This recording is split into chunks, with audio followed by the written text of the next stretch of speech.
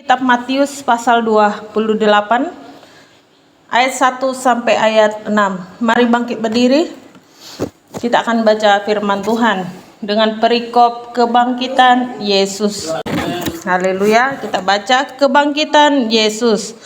Setelah hari Sabat lewat, menjelang menyingsingnya fajar pada hari pertama minggu itu, pergilah Maria Magdalena dan Maria yang lain menengok kubur itu. Maka terjadilah gempa bumi yang hebat, sebab seorang malaikat Tuhan turun dari langit, dan ia datang dari batu itu dan menggulingkannya, lalu duduk di atasnya. Wajahnya bagaikan kilat dan pakaiannya putih bagaikan salju. Dan penjaga-penjaga itu gentar ketakutan dan menjadi seperti orang-orang mati. Akan tetapi malaikat itu berkata pada perempuan-perempuan itu, "Janganlah kamu takut, sebab aku tahu kamu mencari Yesus yang disalibkan itu. Ia tidak ada di sini, sebab ia telah bangkit, sama seperti telah dikatakannya. Mari lihatlah tempat ia berbaring." Amin. Perikop pada hari ini tentang kebangkitan Yesus Kristus, di mana kita telah melewati masa kesengsaraan dan juga masa penderitaan, masuk lagi kepada Jumat Agung, dan hari ini adalah hari kebangkitan Yesus Kristus dari dosa dan maut. Artinya ketika Yesus datang ke dunia, dia memiliki tujuan, yaitu menyelamatkan umat manusia. Dan hari ini sudah ditepati apa yang menjadi tujuannya, yaitu siapa yang percaya di dalam nama Tuhan Yesus, maka dia akan diselamatkan dari maut, dari segala kutuk dan dosa. Jadi firman Tuhan ini menggambarkan pada saat itu, lewat daripada hari Sabat, menjelang pagi hari di minggu pertama, datanglah Maria Magdalena dan Maria yang lain untuk datang melihat ke kubur Yesus. Mereka mau melihat kubur itu. Ternyata firman Tuhan katakan apa? Terjadilah gempa bumi yang sangat hebat, dan malaikat Tuhan turun dari langit menggulingkan batu itu dan duduk di atasnya.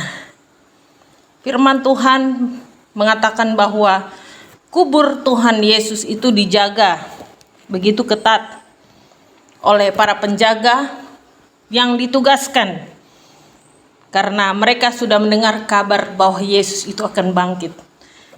Jadi akhirnya mereka menjaga kubur itu, dan prajurit juga ketakutan karena gempa yang sangat hebat. Dan apa yang terjadi? Malaikat datang menghampiri Maria dan Maria yang lain, mengatakan bahwa janganlah kamu takut, sebab malaikat tahu siapa yang dicari, yaitu Yesus yang disalibkan itu. Karena hari ini dia telah bangkit. Dia sudah tidak ada lagi di kuburnya. Kuburnya sudah kosong. Jadi inilah firman Tuhan yang hari ini kita dengar. Oleh sebab itu, mari yang pertama saya mau kasih pesan pada kita, siapkan iman kita lebih tangguh lagi. Harus lebih kuat lagi menghadapi badai ini, terus berjuang bersama dengan Tuhan. Jangan pernah tinggalkan Tuhan. Dengan alasan apapun, harus saudara berjuang untuk mencari Tuhan. Yang kedua, firman Tuhan ini dipesankan bahwa jangan khawatir karena Tuhan Yesus sudah bangkit dari maut. Sekali lagi, kita berbuat baik bukan berlomba-lomba cari keselamatan, tapi ucapan syukur kita kepada Tuhan. Tanpa kita sadari, orang akan melihat kemuliaan Tuhan yang nyata. Walaupun mereka tidak berucap, tapi dalam hati pasti berkata, orang ini baik benar ya. Sebenarnya yang dimuliakan itu nama Tuhan, bukan kita. Pekerjaan Roh Kudus begitu mulia di dunia ini. Dia akan menolong saudara dan saya. Oleh sebab itu, melalui peristiwa ini adalah peristiwa besar yang berharga. Ini yang membuat kita, kenapa kita percaya akan Injil itu. Karena Tuhan Yesus sendiri sudah membuktikannya bahwa kuburnya sudah kosong. Kebangkitannya melambangkan daripada keselamatan itu kekal. Jadi bukan sembarangan firman Tuhan ini kita terima, tetapi dengan hati yang terbuka dan mau melihat karya Tuhan ini.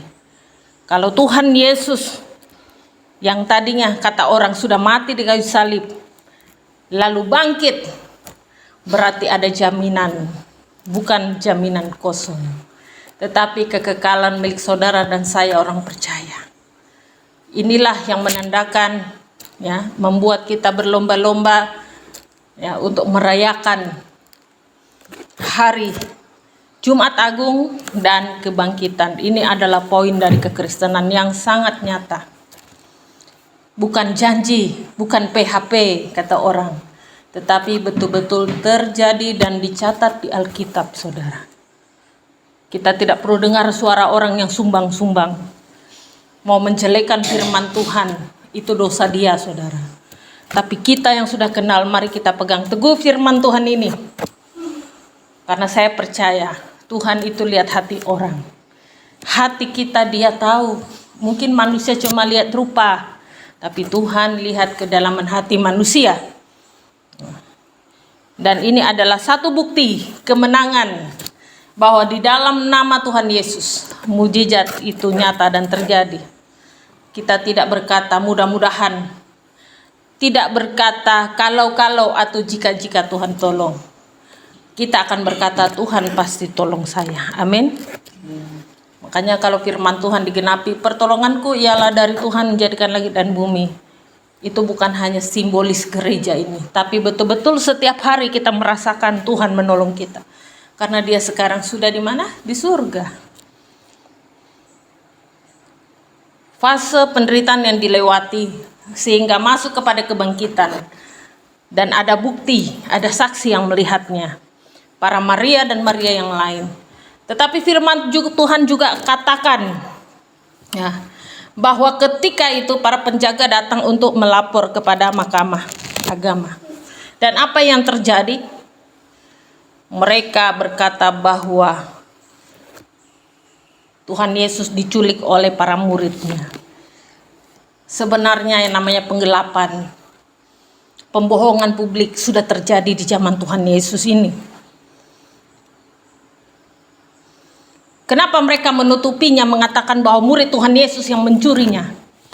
Supaya mereka tidak malu. Karena ketika Tuhan Yesus disalib, mereka tidak percaya akan kebangkitannya.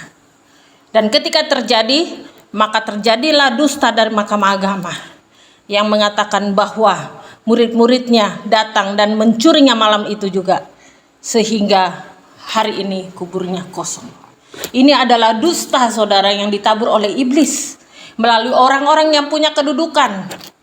Jadi tidak usah heran kalau hari-hari ini banyak sekali orang yang kelihatannya rohani, kelihatannya punya pangkat yang besar, tetapi melakukan dusta. Itu sudah terjadi sejak zaman Tuhan Yesus. Lebih bagus kita orang yang tidak punya pangkat dan kedudukan, tetapi hati nurani kita bersih di hadapan Tuhan. Dan kita percaya bahwa hari kebangkitannya itu nyata. Kenapa? Karena saking menutupi muka malunya mahkamah agama ini, akhirnya sampai dikatakan bahwa murid-muridnya yang nyuri. Karena mereka tidak masuk akal logika. Makanya saya katakan, logika manusia berpikir tidak bisa menyelami iman. Iman itu di atas logika saudara dan saya. Tidak bisa disamakan, oh Tuhan tuh harus berlogika seperti otak kita. Kalau Tuhan itu mirip kayak kita, jalan buntu yang kita terima. Tapi selama ini Tuhan selalu kasih jalan di atas jalan buntu. Jalan cepat menuju ke surga. Langsung lapor dengan Bapa di surga. Makanya saya bilang saudara rajin-rajinlah berdoa. Kalau saudara rajin berdoa, malaikat Tuhan ngiring saudara. Kemana saudara pergi bersama dia dengan saudara. Dia tahu penderitaan saudara. Dia dengar isi hati saudara. Dia catat, dia bawa kepada Bapa di surga. Bayangkan mahkamah agama mukanya mau taruh di mana. Dia bilang Yesus sudah mati. Ternyata Yesus itu bangkit. Akhirnya dia buat dusta. suruh katakan kepada semua orang bahwa murid Yesus mencurinya. Dan itu ada di kitab Matius pasal 28 ayat 13. Kalau saudara baca, wah, mengerikan sekali saudara. Jadi jangan hanya lihat dari tampangnya, dari jabatannya orang bisa menipu. Itu sudah terjadi. Mahkamah Agama, mereka menyampaikan dusta. Mereka tidak percaya, tidak masuk logikanya kenapa tiba-tiba bisa terguling dan kosong. Mereka tidak yakin bahwa sudah terdengar kabar Yesus Kristus yang kau salibkan dan mati itu sudah bangkit. Seperti apapun kebohongan ditutupi akan nampak juga. Jelas di Alkitab mencatatnya. Disinilah saudara yang sering menjadi masalah. Orang pikir pakai logika, masa iya Tuhan itu jadi manusia, dia mati dan bangkit. Tetapi firman Tuhan mencatatnya dan itu sudah jelas, itulah kebenarannya. Orang boleh berkata dolak-dalik bohong seperti Mahkamah Agama ini. Mulutnya penuh dengan dusta. Tetapi ingatlah satu hal, kalau dia sudah bangkit dan dia naik ke surga, berarti janjinya itu kekal dari surga. Tidak dapat dibohongi lagi. Tidak dapat ditutup-tutupi lagi dengan apapun. Jadi kalau orang pindah hanya karena masalah ini, saudara tidak baca Alkitab dengan baik. Berarti lebih senang dengan logika berpikir manusia. Kasihan sekali. Sekali lagi logika pikir manusia mengatakan tidak mungkin hal itu terjadi. Mana mungkin malaikat turun katanya. Katakan bahwa sudah dicuri supaya tidak malu muka Mahkamah Agama ini. Karena apa? Tadinya Yesus mati, mereka udah senang, udah pesta-pesta. Tiba-tiba bangkit, betapa kagetnya dan terkejut. Itulah satu pemberitaan hari ini, dia sudah bangkit.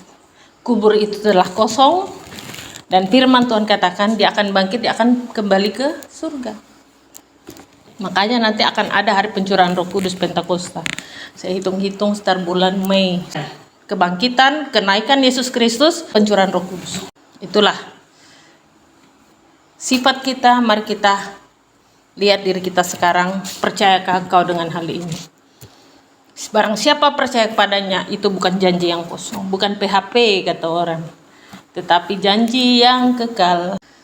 Tidak ada lagi yang namanya kebohongan di situ. Sekalipun Mahkamah Agama membalikannya, tetapi saksinya banyak saudara bahwa Tuhan Yesus itu bangkit, kubur itu kosong. Saksi pertama yang menerimanya adalah Maria dan para Maria yang lain. Yang datang ke kubur itu pagi-pagi benar, waktu masih pagi, masih fajar. Mereka mau lihat kubur Yesus. Ada yang bilang, oh dia tuh gak mati. Buktinya Maria itu membawa rempahan. Itu bukan mengobati saudara, tapi supaya nggak bau. Saudara bayangkan kalau di depan kita ini sudah ada mayat, pasti ada baunya. Jadi mereka ini tabur itu untuk meminyaki, untuk supaya dia tidak bau. Karena seperti firman Tuhan katakan bahwa dimasukkan di dalam goa. Itu kebiasaan tradisinya. Sehingga akhirnya mereka harus meminyaki itu supaya tidak tercium baunya. Ternyata dia sudah bangkit. Artinya apa? Dia bukan manusia biasa. Ini menandakan bahwa Yesus Kristus itu adalah betul-betul Tuhan. Nah, jadi itulah ya bukti dan janji. Dia membuktikan bahwa dia adalah Tuhan. Dia membuktikan ajarannya adalah kebenaran. Nah, jadi dusta-dusta Mahkamah Agama itu sampai hari ini masih diperdebatkan terus oleh orang-orang yang suka polemik, yang suka menjelekkan nama Tuhan. Tapi kalau kita yang sudah ngerti, pasti kita berkata firman Tuhan ini benar, iya dan amin. Sekalipun orang mengatakan itu dusta, tapi firman Tuhan udah bilang yang dusta itu siapa? Mahkamah Agama malah. orang yang terpandang, terhormat, yang dianggap lebih rohani. Itu yang suka berdusta. Jadi sekarang ini kita bersyukur Tuhan Yesus sudah bangkit dari maut. Dia sudah kalahkan kutuk dan dosa. Makanya kita berdoa dalam nama Tuhan Yesus sampai hari ini. Oleh darah Yesus Kristus, oleh bilur-bilurnya kita sembuh, oleh bilur-bilur kita diberkati, kita sehat. Makanya ada nyanyian bilang apa? Nama Yesus menara yang kuat, nama Yesus kota benteng yang teguh, nama Yesus kalahkan semua musuh, nama Yesus di atas segalanya. Amin. Karena hari ini sudah dibuktikan kebangkitan Yesus Kristus menyatakan dirinya adalah Tuhan, tanpa dia harus bilang ayo sembah aku ini Tuhan. Tapi kebangkitannya menandakan dia bukan manusia biasa. Dia punya sisi kemanusiaan, tapi sisi manusia selesai, ilahinya muncul, makanya dia bisa bangkit. Malaikat Tuhan turun dan Tuhan Yesus bisa bangkit. Kalau kita baca tentang Tuhan Yesus lebih dalam lagi di firman Tuhan, dikatakan apa? Dia bertemu dengan para murid-muridnya. Tandanya apa? Dia membuktikan, ini aku loh, apa yang aku ajarkan itu benar. Aku nggak banyak ngomong kayak orang dibela-bela gitu, nggak perlu. Nama Tuhan Yesus itu nggak perlu dibela-bela. Dia berkuasa, dia sanggup bela dirinya sendiri. Kita anak Tuhan harus berlindung di dalamnya. Amin. Jadi kita nggak perlu berdebat-debat sampai harus akhirnya keluar maki-makian kepada orang lain tidak percaya. Nggak ada gunanya. Lebih baik berlomba-lomba berbuat kebaikan. Supaya apa? Orang bilang, baik ya orang itu. Nama Tuhan Yesus dimuliakan. Ternyata orangnya begini loh. Gak nyangka dia tolong aku loh. Aku lagi susah. Nama Tuhan Yesus dimuliakan. Amin. Iya. Tanpa sadar orang itu memuliakan Tuhan. Karena di dalam diri kita sudah ada Roh Kudus. Lebih dari kebaikan, kebenaran lah yang dibuatnya. Terpujilah nama Tuhan, mari kita berdoa. 3, 2, 1.